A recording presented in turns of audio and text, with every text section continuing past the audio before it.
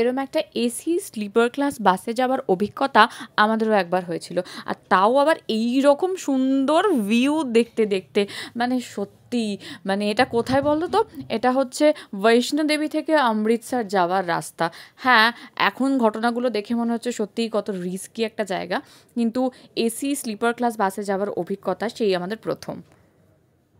সেটাও কিন্তু আবার ভীষণ ভীষণ ভীষণ বাজেট ফ্রেন্ডলি।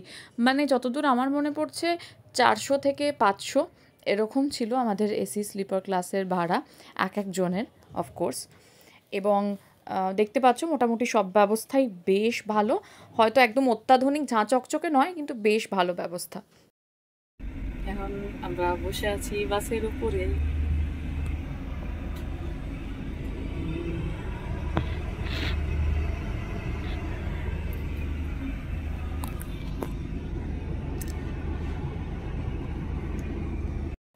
এটার নেগেটিভ সাইডটা কি জানো তো? এক তো মানে এতটা দূরে আমাদের ট্রাভেল করতে হয়, এবং সেখানে কিন্তু খুব একটা বাস বারবার থামেনি ওয়াশরুমে যাওয়ার জন্যে বা খাবার খাওয়ার জন্যে।